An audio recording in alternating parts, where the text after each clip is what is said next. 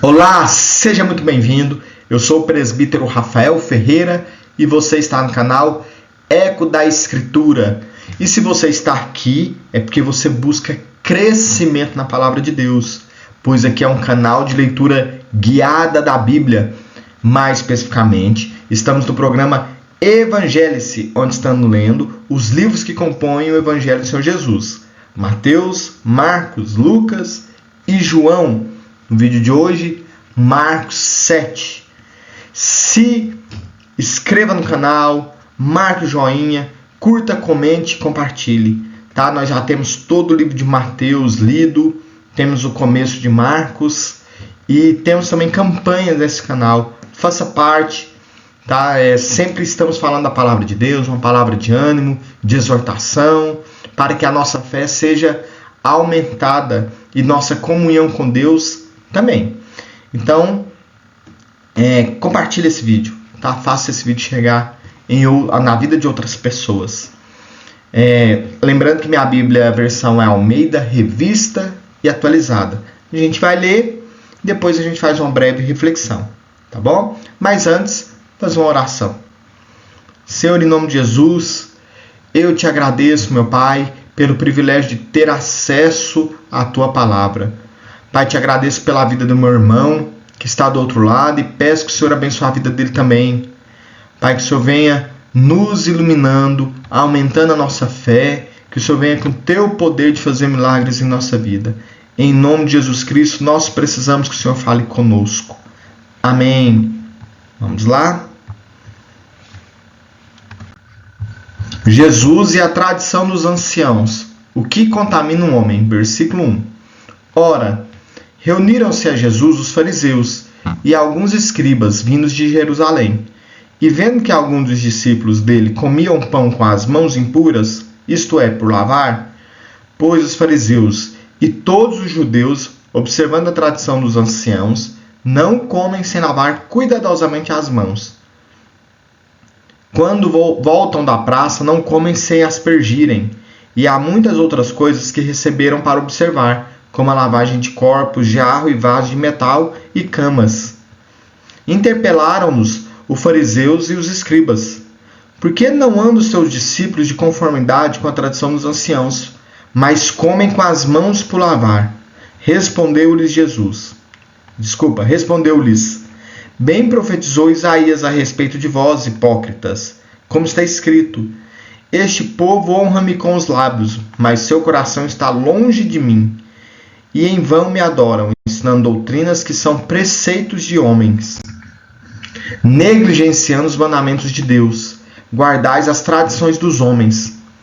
E disse-lhes ainda: jeitosamente rejeitais os preceitos de Deus para guardares as vossas tradições. Pois Moisés disse: honra a teu pai e a tua mãe, e quem maldisser o seu pai ou sua mãe seja punido de morte.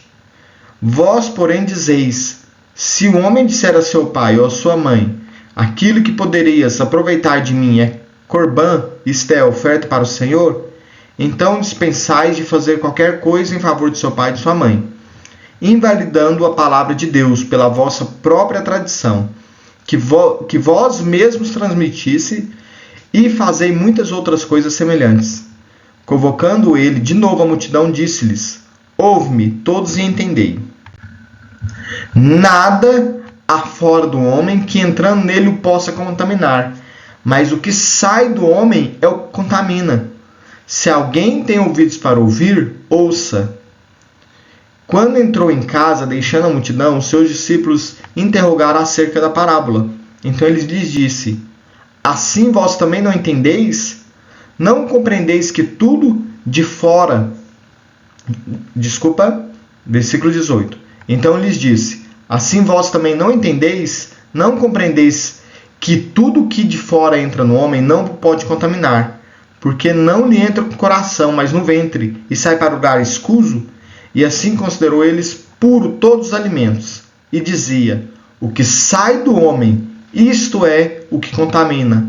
Porque de dentro do coração dos homens é que procedem os maus desígnios, a prostituição, os furtos, os homicídios, os adultérios, a avareza, as malícias, o dolo, a lascívia, a inveja, a blasfêmia, a soberba, a loucura. Ora, todos esses males vêm de dentro e contaminam o homem. A mulher Ciro-fenícia, versículo 24. Levantando-se, partiu dali para as terras de Tiro e Sidom.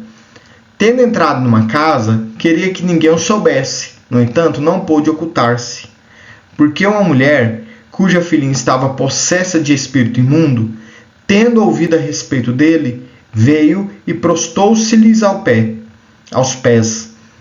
Esta mulher era grega, de origem Ciro-fenícia, e rogava-lhe que expelisse de sua filha o demônio. Mas Jesus lhe disse: deixa primeiro que se fartem os filhos, porque não é bom tomar o pão dos filhos e lançá-lo aos cachorrinhos. Ela, porém, lhe respondeu: sim, Senhor, mas os cachorrinhos debaixo da mesa comem das migalhas das crianças. Então lhe disse: por causa desta palavra, podes ir, o demônio já saiu da sua filha. Voltando ela para casa, achou a menina sobre a cama, pois o demônio a deixara. A cura de um surdo e gago, versículo 31. De novo, se retirou das terras de Tiro e foi para Sidom, até o mar da Galileia, através do território de Decápolis. Então lhes trouxeram surdo e gago, e lhe suplicaram que pusesse as mãos sobre ele. Jesus, tirando-o da multidão, à parte, pôs-lhe os dedos nos ouvidos e lhe tocou a língua com saliva. Depois, erguendo os olhos aos céus, suspirou e disse: Efatá, que quer dizer, abra-te. Abriram-se-lhe os olhos, e logo se lhe soltou o empecilho da língua. Versículo 35. Abriram-se os ouvidos, e logo se lhe soltou o empecilho da língua, e falava desembaraçadamente. Mas lhes ordenou que a ninguém o dissesse. Contudo, quanto mais se recomendava, tanto mais eles o divulgavam. Maravilhavam-se sobremaneira, dizendo: tudo ele tem feito esplendidamente bem. Não somente faz ouvir os surdos, como falar os mudos. Amém. Vamos fazer uma breve reflexão. Lembrando que é sempre bom você enriquecer essa reflexão com comentários, tá bom? Uma reflexão acerca do que a gente leu, um ensinamento para a gente, né? Aqui é um daqueles livros que mostram o debate, né? O Marcos 7 mostra o debate dos fariseus, dos líderes religiosos com Jesus. Tem vários livros que trazem isso, né? Jesus expõe erros dos fariseus ali, né? E o principal que ele nos ensina nessa passagem, né? Ao brigar com os fariseus, com os líderes religiosos no geral, é que não é o que entra na boca que contamina, é o que sai. E Jesus dá uma lista de pecados para os seus discípulos: inveja, prostituição, avareza, soberba está nesses pecados, né? E entre outros. E ele fala: o coração é do coração do homem que saem esses pecados. E eu fico pensando, né, o quanto a gente é mau, o quanto nós precisamos da misericórdia de Deus, dos ensinamentos de Deus para nos lavar. A gente tem vivido em épocas que ensina que o homem é bom, que o homem é forte, né? O homem, que eu falo ser humano no geral, a gente tem visto vários cursos, vários coaches falando da grandeza do ser humano. E vem Jesus e fala assim: vocês precisam de mudança, vocês precisam do meu Espírito Santo, que é o que Jesus está falando, né? Parafraseando, eu preciso mais de Deus para que eu seja mais limpo cada vez mais e mais. Nós precisamos. A palavra de Deus tem esse poder de nos limpar. Então permaneça firme nesse canal, permaneça firme na leitura da Bíblia. Outra coisa que eu vejo também, a história dessa mulher Ciro-fenícia, né, que estava com sua filha endemoniada e chega para pedir um milagre para Jesus. Jesus se escondendo da multidão, né? Chega para pedir esse milagre para Jesus. Jesus fala de forma dura: os milagres que eu tenho é pessoal da minha terra, né? Você não é da terra. E Jesus dá um exemplo de cachorro. Não pode cachorro comer da comida dos filhos. E a mulher, né, se prostra aos pés de Jesus e dá um exemplo de humildade. Quando ela faz isso, ela já tem seu milagre garantido. Né? Então a gente vê, por um lado, os líderes religiosos acusando Jesus, querendo ser santo demais, e a gente vê essa mulher que se coloca como um cachorro para ter um milagre desse Jesus, que era julgado pelos fariseus. A gente tem um contraste, né? E um contraste na arrogância, na soberba, que era um dos pecados que Jesus tinha comentado.